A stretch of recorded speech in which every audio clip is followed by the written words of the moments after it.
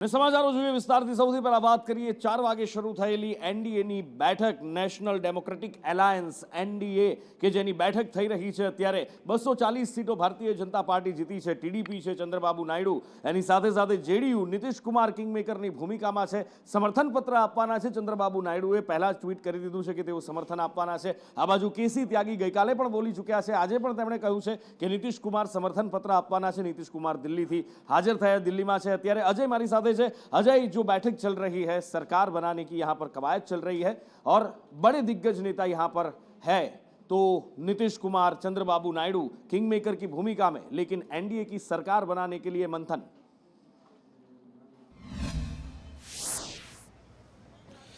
देखिए, निश्चित तौर पर नूपुर, सबसे पहले मैं आपको यहाँ का नज़ारा दिखा दूं ताकि आपको समझने में थोड़ी सहूलियत हो. बड़े लंबे समय बाद प्रधानमंत्री के आवास पे इस तरह का मजमा देखने को मिल रहा है, स्पेशली मीडिया कर्मियों का.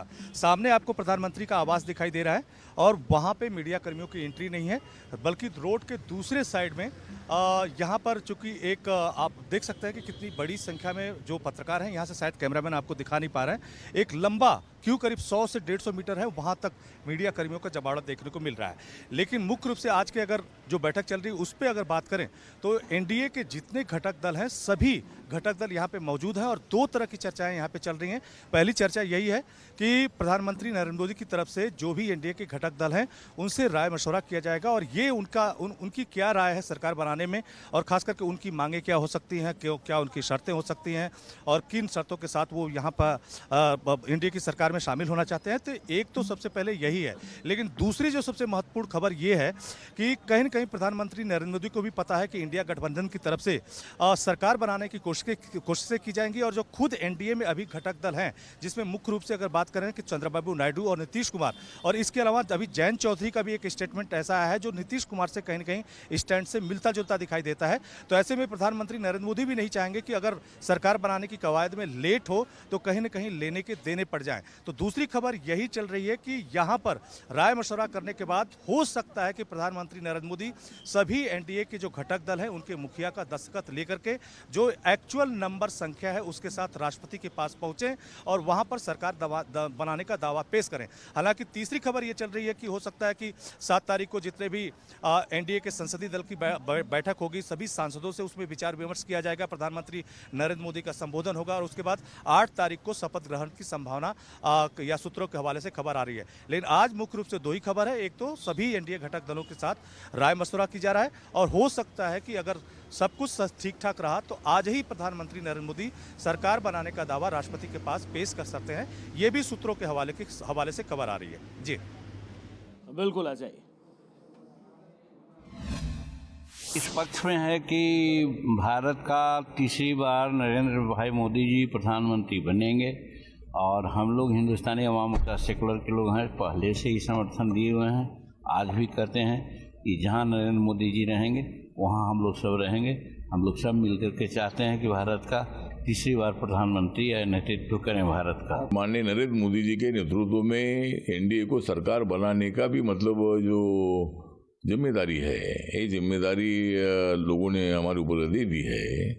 हमें 292 सीटें मिली है, मतलब इनसे सरकार बनाने के लिए 272 की आवश्यकता है, लेकिन उसके बावजूद भी हमारे पास अभी 292 मेंबर ऑफ पार्लियामेंट हमारे पास है. तो यहाँ एनडीए को सरकार बनाने का पूरा अधिकार है और सभी साथी जो एनडीए के हैं, कोई इधर उधर जाएगा नहीं. अफवाहें फैलाई जा रही है, लेकिन एनडीए के जो पार्टनर है, जो नीतीश कुमार जी है, चंद्रबाबू नायडू जी है और बाकी की जो छोटी मोटी पार्टियां सब है, ये सभी पार्टियां मतलब मोदी जी के ऊपर विश्वास रखकर हम आगे बढ़ने वाले हैं. अभी एक तो विस्तार नहीं है, सरकार का गठन होगा.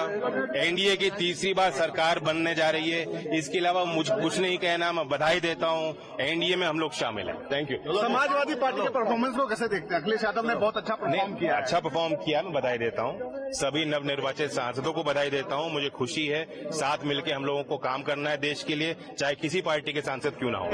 एनडीए की सरकार मोदी जी के नेतृत्व में बनेगी, उनका मैं अभिनंदन करता हूं और उनको आज मैं समर्थन देने यहाँ पर आया हूँ. और कहावत है, गिरे तो भी टांग ऊपर वाली, ऐसी बात है. जिनके पास आंकड़े नहीं है, जिनके पास मेजोरिटी नहीं है, वो सरकार बनाने की बात करते हैं।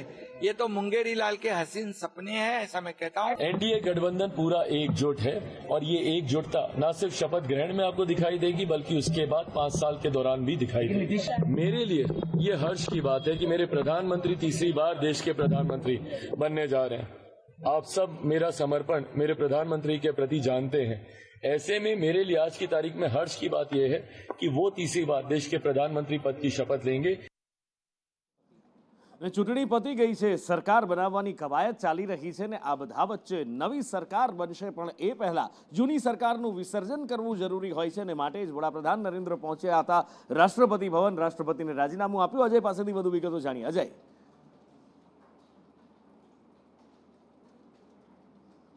नूपुर, एक रस्मी प्रक्रिया है कि जब भी लोकसभा का चुनाव होता है और करीब नंबर्स गेम क्लियर हो जाते हैं तो जो मौजूदा प्रधानमंत्री होते हैं उनको कहीं न कहीं इस्तीफा देना पड़ता है। और उसी प्रक्रिया के तहत आज 11:30 बजे जो इकोनॉमिक अफेयर की कैबिनेट की बैठक है, मोदी कैबिनेट की, वो बैठक हुई और बैठक में प्रधानमंत्री नरेंद्र मोदी की तरफ से कुछ संबोधन भी दिए गए और ये कहा गया कि नंबर्स गेम चलता रहता है लेकिन जो भी मैंडेट मिला है उसको सहस्त्र स्वीकार करना चाहिए।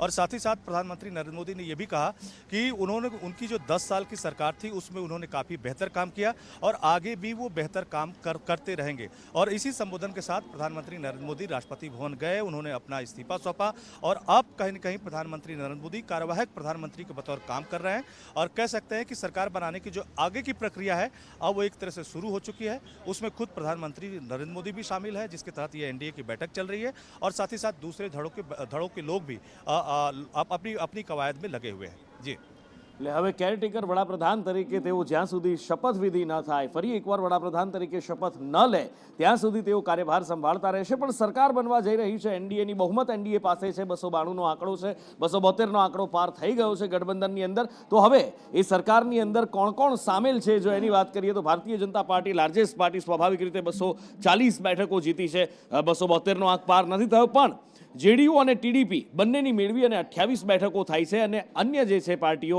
અથવા તો જે અમુક કેન્ડિડેટ્સ છે અન્ય એ 24 થાય છે। એ કુલ ટોટલ થાય છે 292નો આંકડો, જે 272 કરતાં 20 સંસદ સભ્યો વધારે છે। એટલે સ્વાભાવિક રીતે સરકાર બની રહી છે એનડીએની અને અત્યારે એના માટેની જ કવાયત ચાલી રહી છે પીએમ આવાસ પર।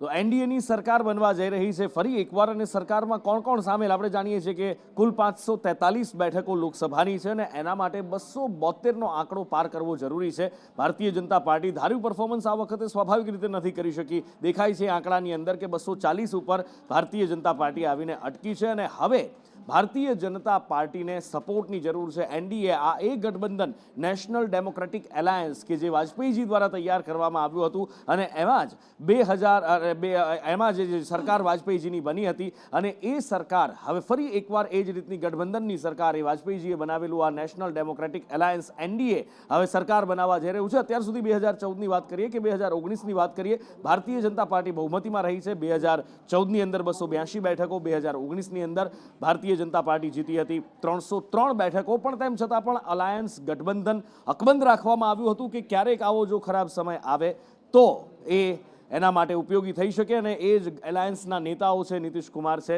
કે પછી ચંદ્રબાબુ નાયડુ છે, એ પહોંચી ચૂક્યા છે અને વડાપ્રધાન આવાસની અંદર અત્યારે બેઠક ચાલી રહી છે। પ્રધાનમંત્રી આવાસની અંદર આ બેઠક ચાલી રહી છે અને થોડી જ વારની અંદર આ બેઠક પૂર્ણ થશે તો ચિરાગ પાસવાનને વડાપ્રધાન નરેન્દ્ર મોદી ગળે લગાવતા દેખાઈ રહ્યા છે। થોડી વાર પહેલાં ચિરાગ પાસવાન પણ પ્રતિક્રિયા આપી રહ્યા હતા અને ચિરાગ પાસવાને કહ્યું હતું કે વડાપ્રધાન માટેનો જે મારો આદર છે એ હંમેશાથી અમને ખ્યાલ છે અને એ જ વસ્તુ અત્યારે દેખાઈ રહી છે। ચિરાગ પાસવાન પણ હાજર છે, ચંદ્રબાબુ પણ છે। કયા કયા પક્ષોની કેટલી સીટો છે હવે જો એની વાત કરવામાં આવે તો 292 બેઠક એનડીએ નેશનલ ડેમોક્રેટિક એલાયન્સ પાર કરી ચૂક્યું છે, જેમાં લાર્જેસ્ટ પાર્ટી સ્વાભાવિક રીતે આખા દેશની અંદર લાર્જેસ્ટ પાર્ટી 240 બેઠકો સાથે બીજેપી છે, ટીડીપી છે, તેલુગુ દેશમ પાર્ટી એ 16 ઉપર છે ચંદ્રબાબુ નાયડુની, નીતિશ કુમારની પાર્ટી જેડીયુ 12 એ બંનેનો આંકડો મેળવી અને 28 થાય છે। શિવસેના જે બાળા સાહેબ શિવસેના એટલે કે એને 6 બેઠકો અને શિવસેનાને 7 બેઠકો મળી છે. અન્ય જે છે એ 17 છે. એકનાથ શિંદેની શિવસેના, બાળા સાહેબ શિવસેના કે જે 7 બેઠકો છે. આ બાજુ ઇન્ડિયા ગઠબંધનની જો વાત કરીએ કે 6 ભાગે એમની પણ બેઠક મળવાની છે અને સરકાર બનાવવાના પ્રયત્નો ઇન્ડિયા ગઠબંધન દ્વારા પણ કરવામાં આવી રહ્યા છે, કારણ કે રાહુલ ગાંધીએ ગઈકાલે જ એના સંકેત આપી દીધા હતા અને કોંગ્રેસ આ વખતે 99 બેઠક ઉપર પહોંચી છે.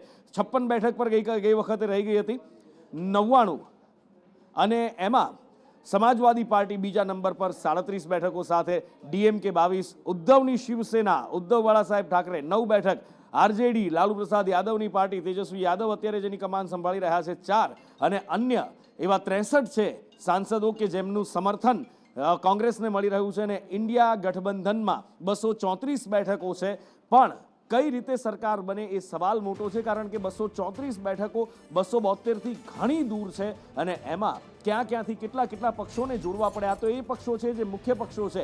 આમાં હજી આમ આદમી પાર્ટીને પણ ગણો તો એની પણ 3 બેઠકો થાય છે. એવા ઘણા બધા પક્ષો છે, કુલ 36 પક્ષો છે ઇન્ડિયા એલાયન્સની અંદર, કે જેમના ગણીને જે અધર્સની અંદર અમે બતાવ્યું છે એ ટોટલ 36 પક્ષો છે કે જેના કારણે આ 234નો આંકડો દેખાઈ રહ્યો છે. હવે જોવાનું એ છે કે શું થાય છે. આ બધા વચ્ચે કેબિનેટની બેઠક પણ આજે મળી હતી. આજે છેલ્લી બેઠક કેબિનેટની મળી હતી અને આ સરકારની છેલ્લી બેઠક, જેમાં વડાપ્રધાન નરેન્દ્ર મોદીએ નિવેદન આપતા કહ્યું કે 10 વર્ષમાં સારું કામ કર્યું છે અને આગળ પણ આ જ રીતે કામ કરતા રહીશું. ગઈકાલે જ્યારે ભારતીય જનતા પાર્ટીના રાષ્ટ્રીય કાર્યાલય એટલે કે કમલમની અંદર દિલ્હીમાં સંબોધન વડાપ્રધાન નરેન્દ્ર મોદીએ રાત્રે કર્યું હતું, ત્યારે પણ તેમણે એ વાત કરી હતી.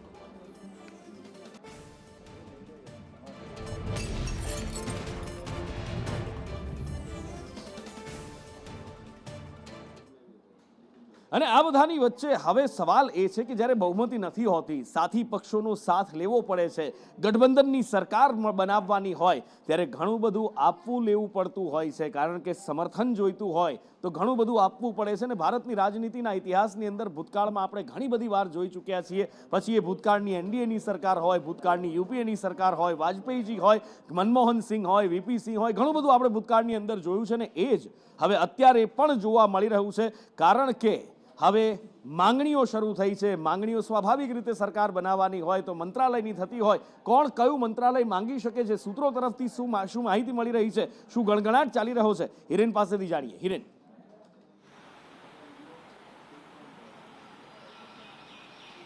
તો સ્વાભાવિક રીતે એક પણ રાજકીય પક્ષ પાસે સ્પષ્ટ બહુમતી ન હોવાના કારણે ગઠબંધનની આ સરકાર ચલાવવી આવશ્યક છે. અને એનડીએ ગઠબંધને ગઈકાલે જ જાહેરાત કરી દીધી હતી કે અમે ત્રીજી વખત પ્રધાનમંત્રી બની અને આ ત્રીજી વખત એનડીએ શાસિત સરકાર બનાવવા માટે તૈયાર છીએ.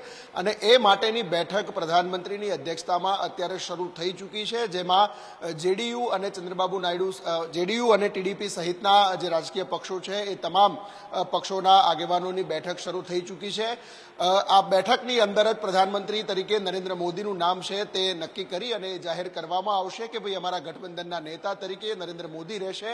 પરંતુ ટીમ નરેન્દ્ર મોદીની અંદર કોણ હશે એ સૌથી મોટો પ્રશ્ન અહીંયા ઊભો થશે, કારણ કે ભારતીય જનતા પાર્ટી પાસે પૂર્ણ બહુમતી ન હોવાના કારણે નતમસ્તક થવું પડે તે પ્રકારની સ્થિતિ ભાજપ પાસે અત્યારે દેખાઈ રહી છે. ટીડીપી અને બીજેડી આ બંને પક્ષો એવા છે કે જેની સામે ભાજપે જે એમને જોઈએ છે એ પ્રકારના ખાતાઓ આપવા પડશે. અત્યાર સુધી દિલ્હીના સૂત્રો જે કહી રહ્યા છે એ પ્રકારે લોકસભા અધ્યક્ષનું પદ જે છે એ ટીડીપી ને આપવામાં આવે, અથવા તો એમની માગણી એ પ્રકારે છે કે લોકસભા અધ્યક્ષનું પદ અમને આપવામાં આવે. આ સિવાય મહત્વના જે ખાતાઓ છે, કારણ કે કેબિનેટ રેન્કની અંદર પણ જે ઇકોનોમિક કમિટી હોય છે એની અંદર મહત્વના જે ખાતાઓ છે એની અંદર પણ આ સાથી પક્ષોને સમાવવા પડે પ્રકારની સ્થિતિ અત્યારે દેખાઈ રહી છે. અત્યાર સુધી એટલે કે 2014 અને 2019માં ભાજપની ટિકિટ ઉપરથી ચૂંટાઈને આવેલા લોકો છે એમને આ મહત્વના 5 થી 6 પોર્ટફોલિયો છે તે આપ્યા હતા, પરંતુ હવે એમાં ફેરફાર કરે તેવી સ્થિતિ દેખાઈ રહી છે. સ્વાસ્થ્ય મંત્રાલય, શિક્ષણ મંત્રાલય અને નાણાં મંત્રાલય, આ 3 મંત્રાલયો પર ટીડીપીની નજર હોય એ પ્રકારની સ્થિતિ અત્યારે દેખાઈ રહી છે. તો શિંદે જૂથ એટલે કે મહારાષ્ટ્રથી શિવસેના જે અલગ થયું હતું એ શિંદે ગ્રુપની શિવસેના છે એ 2 ખાતાઓ માગી શકે છે, 2 મંત્રીપદ અહીંયા માગી શકે છે, જેમાં એક કેબિનેટ અને એક રાજ્યકક્ષાના મંત્રી આપવા એ પ્રકારની માગણી ત્યાંથી થાય એ પ્રકારની સ્થિતિ અત્યારે દેખાઈ રહી છે. ઉત્તર પ્રદેશમાંથી ભાજપને સૌથી મોટું નુકસાન થયું છે, પરંતુ ત્યાં સાથી પક્ષો પણ છે એટલે એમને સાચવવા પણ આવશ્યક છે. અને એટલા જ માટે અપના દળના અનુપ્રિયા પટેલને ફરી એકવાર આ પ્રધાનમંત્રીની ટીમમાં સમાવેશ કરવામાં આવે તેવી સંપૂર્ણ શક્યતા અત્યારે દેખાઈ રહી છે. ચિરાગ પાસવાન કે જેઓ બિહારથી આવી રહ્યા છે, એમની પાર્ટીના 5 સાંસદો છે, એટલે સ્વાભાવિક રીતે ત્યાંથી પણ એક વ્યક્તિને મંત્રીમંડળમાં સમાવેશ કરી અને રાજ્ય કક્ષાના મંત્રી અથવા તો કેબિનેટ મંત્રી અપાય તે પ્રકારનો નાનો પોર્ટફોલિયો આપી શકાય તે પ્રકારની સ્થિતિ અત્યારે દેખાઈ રહી છે. શિવસેના એટલે માફ કરશો એનસીપી અજીત પવારનું જેનું લીડિંગ કરી રહ્યા છે એ પણ કેબિનેટ રેન્કમાં અહીંયા મંત્રીમંડળમાં સ્થાન મળે એ પ્રકારની સ્થિતિ દેખાઈ રહી છે અને એમને પણ પીડબ્લ્યુડી અને જળસંચય જેવા વિભાગો છે એમની પર નજર હોય એ પ્રકારની સ્થિતિ છે. સૌથી મોટો ખેલ છે એ નીતિશ બાબુ અહીંયા ખેલી શકે છે અને નીતિશ બાબુ અઠંગ ખેલાડી રાજનીતિના અત્યાર સુધી દેખાયા છે કે કોને ક્યાં કેવી રીતે પરાજય કરવા, કોની સાથે રહેવું. સતત પાર્ટી બદલી તેઓ અલગ અલગ સરકારોમાં પણ રહ્યા છે અને અત્યારે પણ બિહારમાં તેઓ પાર્ટી બદલી એનડીએ સાથે આવ્યા હતા અને બિહારના મુખ્યમંત્રી તરીકે તેઓ અત્યારે સત્તારૂઢ છે. પરંતુ એમને કયા ખાતા આપવા અથવા તો નીતિશ કુમારને કેન્દ્રમાં ક્યાં બેસાડવા એ સૌથી મોટો પ્રશ્ન આ ગઠબંધનની અંદર દેખાય છે. જો નીતિશ કુમાર ચાહે એ પ્રકારના ખાતા કેન્દ્ર સરકાર એટલે કે ભારતીય જનતા પાર્ટીએ આપવા પડે તે પ્રકારની સ્થિતિ છે, જેમાં નીતિશ કુમારને ડેપ્યુટી પ્રાઇમ મિનિસ્ટર બનાવી શકાય એ પ્રકારની સ્થિતિ છે અથવા તે પ્રકારની માંગણી થઈ શકે છે. જો કે ભારતીય જનતા પાર્ટી આમાં કેટલી સફળ રહેશે એમને બનાવવામાં એ સૌથી મોટો સવાલ અહીંયા દેખાઈ રહ્યો છે. જો કે આ બેઠકમાં જતા પહેલા જીતનરામ માંઝી હોય કે ચિરાગ પાસવાન હોય, તમામ લોકોએ એક સૂર આલાપ્યો છે કે અમે પ્રધાનમંત્રીની સાથે છીએ, અમારું ગઠબંધન યથાવત રહેશે, ગઠબંધનથી બહાર કોઈ નહીં જાય.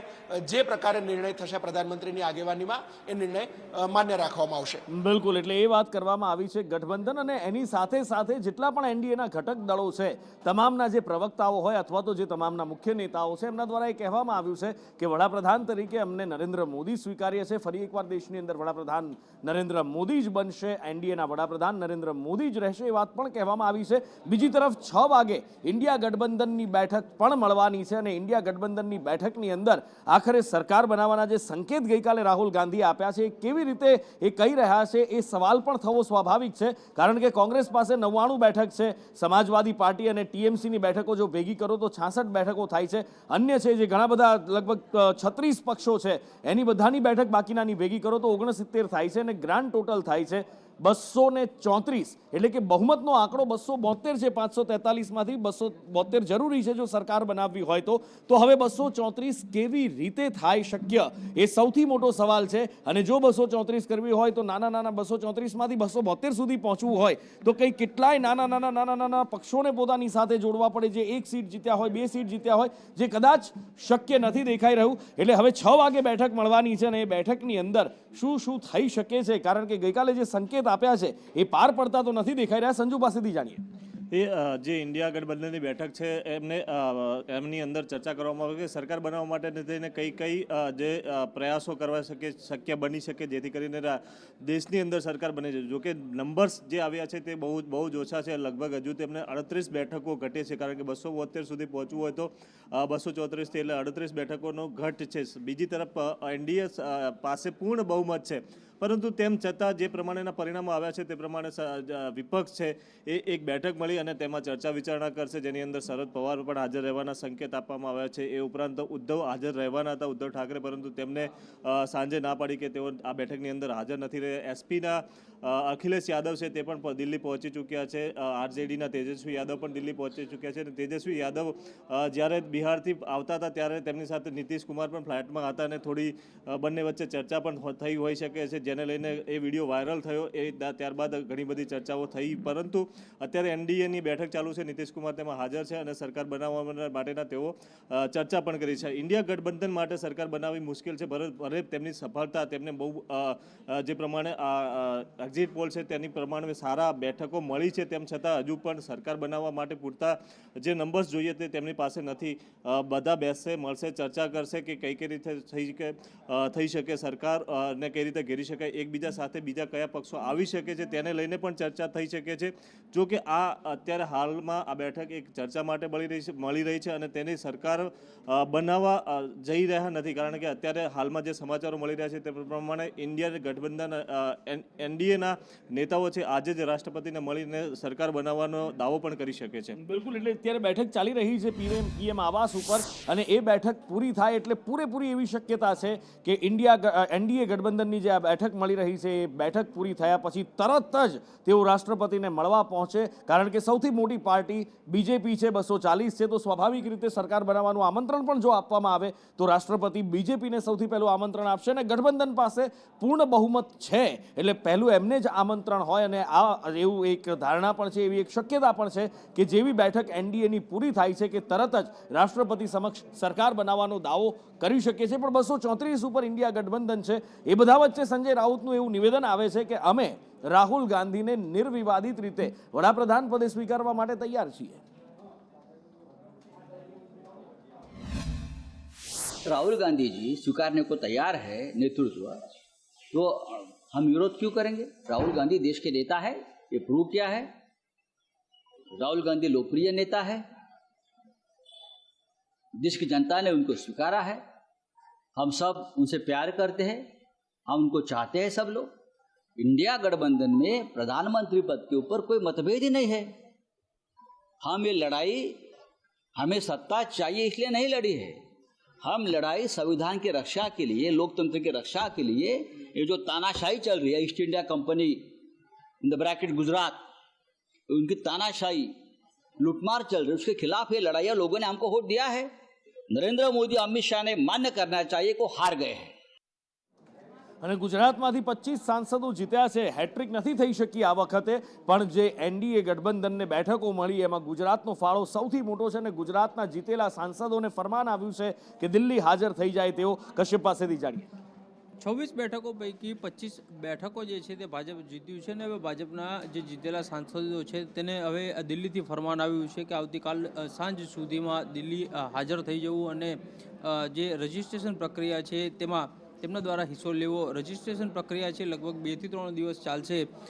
વાત એવી સામે આવી રહી છે કે 8 અથવા તો 9 તારીખે પીએમ જે છે તે ફરી એક વખત પીએમ મોદી ફરી એક વખત પીએમ પદના શપથ છે તે લેશે અને ત્યાં સુધી તે તમામે ત્યાં જ હાજર રહેવું અને ત્યાં સુધી રજિસ્ટ્રેશન સહિતની જે પ્રક્રિયાઓ છે તે પ્રક્રિયા પૂર્ણ કરી દેવી અને શપથવિધિ પૂર્ણ થાય ત્યારબાદ તે લોકોને ગુજરાત પરત ફરવું આવી સૂચના તે લોકોને આપવામાં આવી છે અને આવતીકાલ સાંજ સુધીમાં જે સાંસદો છે તે ત્યાં પહોંચે. મહત્વનું છે કે પરસોત્તમ રૂપાલા, મનસુખ માંડવિયા, દેવસિંહ ચૌહાણ સહિતના જે મંત્રીઓ હતા જેઓ છે તે દિલ્હી પહોંચી ચૂક્યા છે, કારણ કે આજે અંતિમ કેબિનેટની બેઠક હતી અને કેબિનેટમાં હિસ્સો લેવા માટે થઈ અને આ જે મંત્રીઓ છે તે પહોંચી ચૂક્યા હતા અને અન્ય જે સાંસદો જે છે તે તમામ આવતીકાલ સાંજ સુધીમાં દિલ્હી પહોંચી જશે.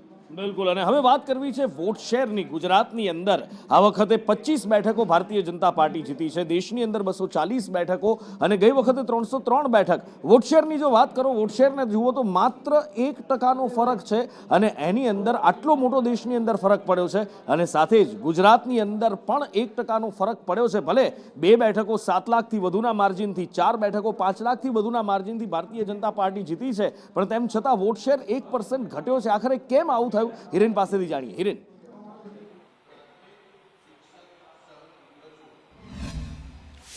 આ વખતે મતદાનની જે ટકાવારી છે એ પણ ઓછી હતી અને કુલ મતદારોની સામે મતદાન કરનારા લોકોની સંખ્યા પણ એ પ્રકારે ફેરફાર હોવાના કારણે આ સ્થિતિ દેખાઈ રહી છે. પરંતુ એકંદરે સંપૂર્ણ લોકસભાની ચૂંટણીમાં જોઈએ તો ગત ચૂંટણી એટલે કે 2019માં ભારતીય જનતા પાર્ટીને જે મત મળ્યા હતા એના કરતાં ઓછા મત આ વખતે લોકસભાની ચૂંટણીમાં 2024માં મળ્યા છે. ભાજપને આ વખતે 61.86% મત જે છે એટલે કે વોટ શેર મળ્યો છે, જે 2019માં 63% કરતાં પણ વધુ હતો. આ વખતે ભાજપને કુલ 1,78,00,000 જેટલા મતો છે એ મળ્યા છે.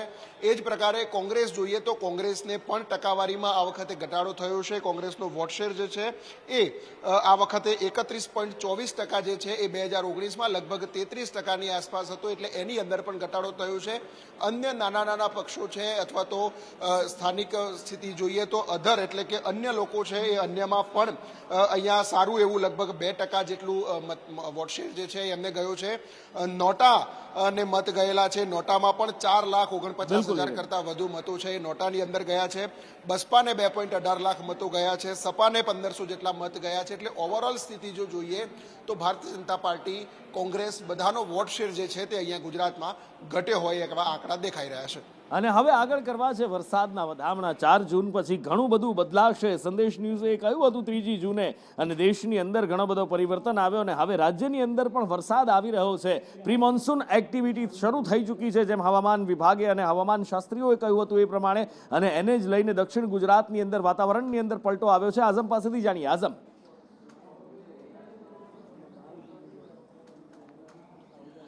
નુપુર, હવામાન ખાતાની આગાહીને જોતા અને સુરત જિલ્લા અને વલસાડ જિલ્લાની વાત કરીએ તો દક્ષિણ ગુજરાતના અંદર આ 2 જગ્યાઓ પર સારો એવો વરસાદ નોંધાયો છે. સુરત ગ્રામ્યની અંદર બારડોલી ખાતે વરસાદ નોંધાયો છે, તો બીજી તરફ સુરત શહેરની વાત કરીએ તો સુરત શહેરના પણ અનેક વિસ્તારની અંદર ઝરમર વરસાદ, તો કેટલીક જગ્યાએ વરસાદના ઝાપટા પડી ગયા હતા, રોડ ભીના થઈ ગયા હતા. વલસાડની અંદર પણ અનેક ગ્રામ્ય વિસ્તારોની અંદર સારો એવો વરસાદ નોંધાયો હતો. લોકો સવારે વરસાદની આગાહી હોવા છતાં પણ નોકરીએ જઈ રહ્યા હતા ત્યારે અચાનક જ વરસાદનું આગમન થયું હતું, જેના કારણે તે ભીજાઈ પણ ગયા હતા.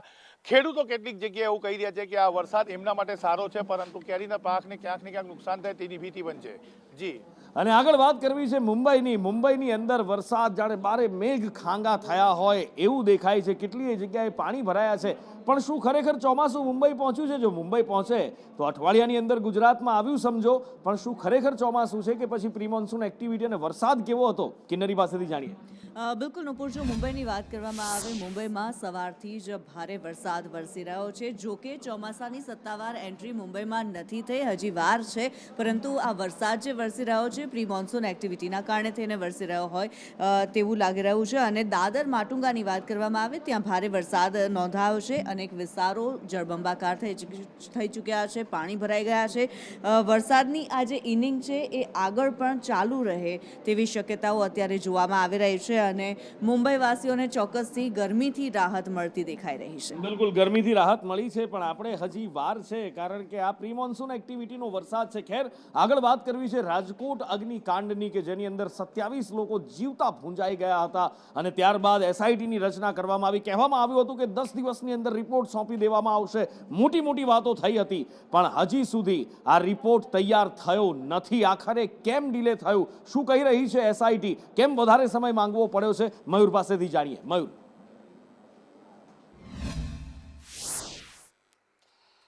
નુપુર, જે વાતની આશંકા હતી એ જ વાત હવે સાચી ઠરી રહી છે. જે પ્રકારે એસઆઈટીની રચના થઈ હતી, સરકારે દાવો કર્યો હતો કે એસઆઈટી છે તે ટૂંક સમયની અંદર જ પોતાનો રિપોર્ટ તૈયાર કરશે અને જે કોઈ પણ ચમરબંધી છે તેને છોડવામાં નહીં આવે, તેને પકડવામાં આવશે.